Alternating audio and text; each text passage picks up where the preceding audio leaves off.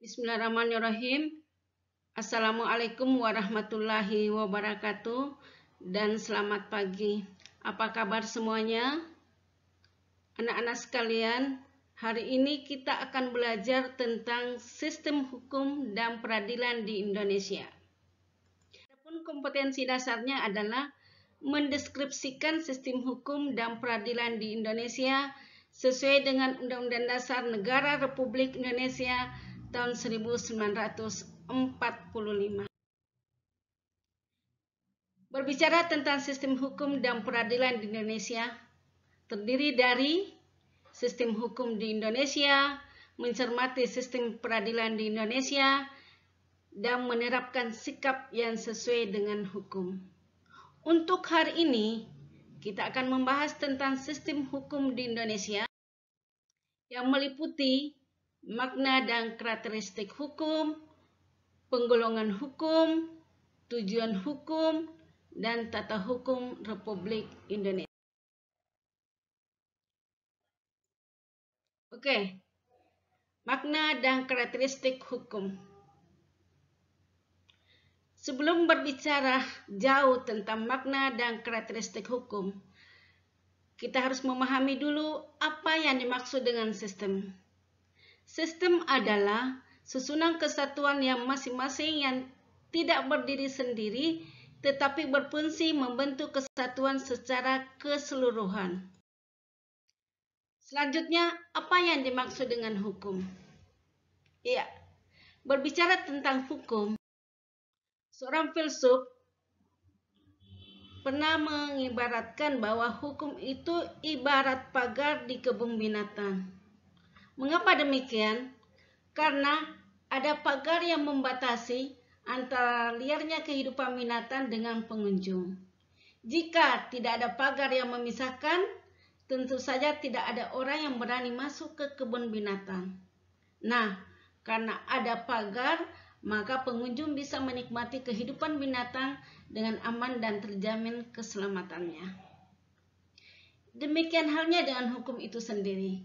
Pada hakikatnya merupakan pagar pembatas agar kehidupan manusia aman dan damai. Coba bayangkan jika seandainya negara kita tidak ada hukum. Dapat diperkirakan kesemrawutan dalam segala hal, mulai hukum, mulai kehidupan pribadi sampai kehidupan berbangsa dan bernegara. Sebagai contoh, kalau tidak ada peraturan lalu lintas, kita tidak pernah tahu arah mana seseorang pengendara akan berjalan. Pada saat lampu merah menyala, apakah harus berhenti atau terus jalan? Nah, dengan adanya peraturan, maka pengendara akan berjalan sesuai dengan aturan lalu lintas dan dampaknya tentu saja arus lalu lintas jadi tertib dan keselamatan pun terjamin. Dengan demikian, maka pengertian hukum secara umum adalah sistem peraturan yang bertujuan untuk mengendalikan perilaku masyarakat, mencegah kekacauan, serta menjaga ketertiban dan juga keadilan. Berdasarkan pengertian tersebut, di dalam hukum sendiri terdapat norma-norma dan beserta sanksinya yang telah ditetapkan. Terdapat juga definisi lain dari hukum, yaitu suatu ketentuan atau peraturan yang telah disusun baik secara tertulis maupun tidak tertulis. Jadi, dengan demikian, maka sistem hukum adalah suatu perangkat peraturan yang tersusun secara teratur serta berasal dari berbagai pandangan, asas, dan teori para pakar yang memiliki perhatian terhadap jalannya kehidupan bermasyarakat. Selanjutnya, unsur hukum. Unsur hukum meliputi 4 hal. Yang pertama, hukum dapat mengatur kehidupan sosial. Yang kedua, aturan yang bersifat memaksa. Yang ketiga, dibuat oleh badan otoritas. Dan selanjutnya yang keempat adalah adanya sanksi atau pelanggaran. Karakteristik hukum. Karakteristik hukum terdiri dari 3 hal. Yang pertama, adanya perintah atau larangan.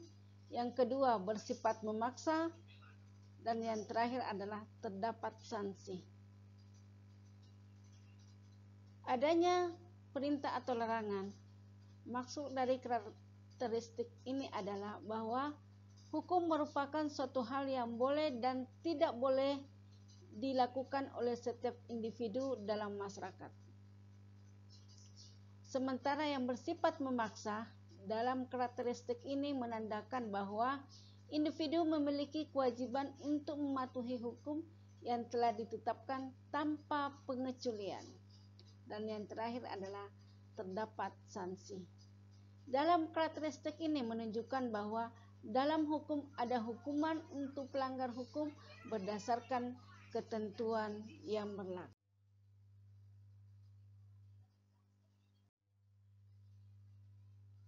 Oke, selanjutnya penggolongan hukum.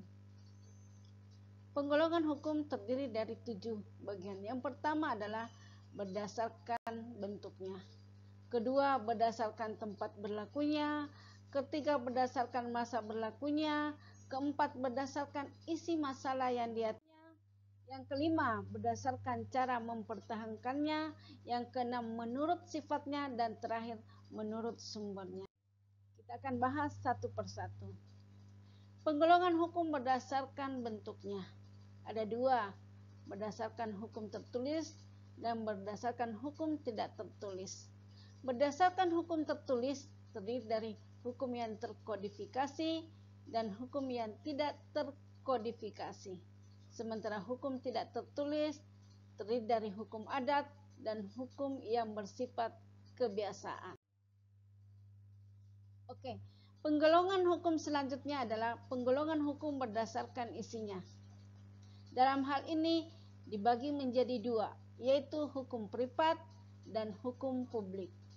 Yang dimaksud dengan hukum privat adalah hukum yang mengatur kepentingan pribadi, misalnya hukum perdata dan hukum dagang. Sementara hukum publik adalah hukum yang mengatur kepentingan hukum atau kepentingan publik, misalnya hukum tata negara, hukum pidana, hukum acara pidana, dan sebagainya. Selanjutnya adalah hukum berdasarkan tempat berlakunya. Dalam hal ini dibagi 3. Yang pertama adalah hukum nasional, yang kedua hukum internasional, dan yang ketiga adalah hukum asing. Hukum nasional adalah hukum yang berlakunya pada suatu negara tertentu. Sementara hukum internasional ialah hukum yang mengatur hubungan antar negara satu dengan negara lain. Sementara hukum asing adalah hukum yang berlaku di negara lain jika dipandang dari suatu negara tertentu. Sementara hukum berdasarkan masa berlakunya terdiri atas 2 hal. Yang pertama adalah hukum positif, yaitu hukum yang berlaku saat ini, pada masa tertentu dan wilayah tertentu. Hukum positif biasanya juga disebut tata hukum. Contohnya dari hukum positif misalnya hukum pidana berdasarkan Kitab Undang Hukum Pidana sekarang. Yang kedua adalah hukum yang dicita-citakan, diharapkan atau direncanakan akan berlaku pada masa yang akan datang. Misalnya dari hukum yang dicita-citakan adalah hukum keuangan negara. Selanjutnya penggolongan hukum menurut cara mempertahankannya. Ada 2 juga. Yang pertama adalah hukum material, yang kedua adalah hukum formal. Hukum material yaitu hukum yang memuat peraturan yang mengatur kepentingan dan hubungan yang berwujud perintah-perintah dan larangan. Sedangkan yang kedua adalah hukum formal, yaitu hukum yang memuat peraturan yang mengatur tentang bagaimana cara melaksanakan hukum material. Oke. Yang terakhir adalah penggolongan menurut sumbernya. Ada 5. Yang pertama adalah undang-undang, yang kedua adalah kebiasaan, yang ketiga adalah keputusan hakim, yang keempat adalah traktat, dan yang terakhir adalah pendapat sarjana hukum. Menurut undang-undang, peraturan negara yang mempunyai kekuatan hukum mengikat, diadakan, dan dipelihara oleh penguasa negara. Sementara kebiasaan adalah perbuatan manusia yang tetap dilakukan berulang-ulang dalam hal yang sama. Selanjutnya adalah keputusan hakim. Keputusan hakim terdahulu yang sering diikuti dan dijadikan dasar keputusan oleh hakim-hakim berikutnya mengenai masalah yang sama. Sedangkan menurut traktat adalah perjanjian yang diadakan oleh dua negara atau lebih disebut perjanjian negara atau perjanjian internasional. Dan yang terakhir adalah mengenai pendapat sarjana hukum. Adalah pendapat seseorang atau beberapa orang sarjana hukum yang dikenal dapat dijadikan sebagai dasar keputusan hakim. Selanjutnya mengenai fungsi dan tujuan hukum. Adapun fungsi hukum adalah pertama sebagai alat untuk ketertiban dan keteraturan masyarakat, yang kedua sebagai sarana mewujudkan keadilan sosial, yang ketiga adalah untuk menyelesaikan pertikaian. Sementara tujuan hukum itu sendiri adalah yang pertama mengatur segala tingkah laku manusia agar terarah ke hal positif dan tidak merugikan diri sendiri maupun orang lain.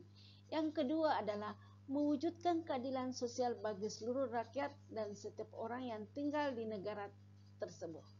Dan yang terakhir adalah membangun kesadaran dari setiap orang tentang pentingnya sistem hukum yang berlaku di negara tersebut. Selanjutnya adalah tata hukum Republik Indonesia. Pengertian tata hukum. Tata hukum dikenal juga dengan istilah rectory yang berasal dari bahasa Belanda. Artinya adalah susunan hukum, sedangkan pengertian tata hukum adalah memberikan tempat yang sebenarnya pada hukum. Yang dimaksud dengan memberikan tempat yang sebenarnya ialah menyusun dengan baik dan tertib aturan-aturan hukum dalam pergaulan hidup agar ketentuan yang berlaku dapat diketahui dan ditetapkan untuk menyelesaikan segala peristiwa hukum yang terjadi. Oke, tata hukum di Indonesia. Tata hukum suatu negara atau ius constitutum sama dengan hukum positif adalah tata hukum yang diterapkan atau disahkan oleh negara itu. Dalam kaitannya di Indonesia, yang ditata itu adalah hukum positif yang berlaku di Indonesia tentunya. Hukum yang sedang berlaku artinya apabila ketentuan-ketentuan hukum itu dilanggar, maka bagi si pelanggar akan dikenakan sanksi yang datangnya dari badan atau lembaga yang berwenang. Tata hukum Indonesia ditetapkan oleh masyarakat hukum Indonesia, yaitu negara Indonesia. Oleh sebab itu, tata hukum Indonesia baru ada setelah lahirnya negara Indonesia. 17 Agustus 1945, pada saat berdirinya negara Indonesia dibentuk tata hukum Indonesia. Hal tersebut dinyatakan dalam Proklamasi Kemerdekaan Indonesia, bahwa kami bangsa Indonesia dengan ini menyatakan kemerdekaan Indonesia dan seterusnya. Selanjutnya dalam pembukaan Undang-Undang Dasar 1945 yang berbunyi, kemudian daripada itu disusunlah kemerdekaan kebangsaan Indonesia itu dalam suatu susunan Undang-Undang Dasar Negara Indonesia dan seterusnya. Kedua pernyataan tersebut mengandung arti bahwa menjadikan Indonesia suatu negara yang merdeka, penetapan tata hukum Indonesia secara tertulis yaitu dalam suatu undang-undang dasar negara. Jenis-jenis tata hukum Indonesia. Hukum perdata. Hukum perdata adalah ketentuan-ketentuan yang mengatur dan membatasi setiap tingkah laku manusia untuk memenuhi kepentingan, kebutuhannya atau mengatur kepentingan seseorang. Hukum perdata disebut pula hukum sipil atau hukum privat sebagai lawan dari hukum publik. Jika hukum publik mengatur hal-hal yang berhubungan dengan negara serta kepentingan umum, contohnya politik dan pemilu, kegiatan pemerintahan sehari-hari atau tata usaha negara, maka hukum perdata mengatur hubungan antar penduduk atau warga negara sehari-hari seperti perkawinan, perceraian, pewarisan, kematian, harta benda, kegiatan usaha, dan tindakan-tindakan yang bersifat perdata lainnya.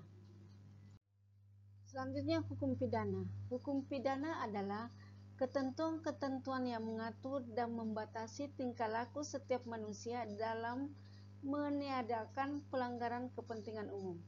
Menurut Profesor Muljano, SH, menguraikan istilah hukum pidana bahwa hukum pidana adalah bagian dari keseluruhan hukum yang berlaku di sebuah negara yang mengadakan dasar-dasar dan aturan-aturan untuk yang pertama, menentukan perbuatan-perbuatan yang tidak boleh dilakukan yang dilarang dengan disertai ancaman atau sanksi berupa pidana tertentu bagi barang siapa yang melanggar larangan tersebut.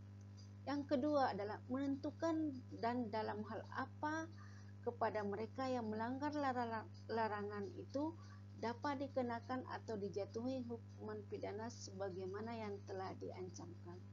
Dan yang ketiga adalah menentukan dengan cara bagaimana pengenaan pidana itu dapat dilaksanakan apabila orang yang disangkakan telah melanggar larangan tersebut. Yang ketiga adalah hukum tata negara. Hukum tata negara adalah hukum yang mengatur tentang negara, yaitu antara lain dasar pendirian, pembentukan lembaga-lembaga negara, struktur kelembagaan, hubungan hukum antar lembaga negara, wilayah, dan warga negara. Hukum tata negara juga merupakan hukum yang mengatur mengenai negara dalam keadaan diam, artinya bukan mengenai suatu negara nyata dari suatu negara tertentu, tetapi lebih daripada negara dalam arti luas. Dengan kata lain, hukum ini membicarakan negara dalam arti yang abstrak. Selanjutnya adalah hukum administrasi negara atau hukum tata usaha. Hukum tata usaha atau hukum administrasi negara adalah ketentuan-ketentuan yang mengatur mengenai pengelolaan administrasi pemerintahan yang jika dalam arti luas bertujuan dalam mengetahui cara tingkah laku negara dan alat-alat perlengkapan negara. Hukum ini sejatinya mempunyai kemiripan dengan hukum tata negara, di mana kesamaannya terletak pada kebijakan pemerintah.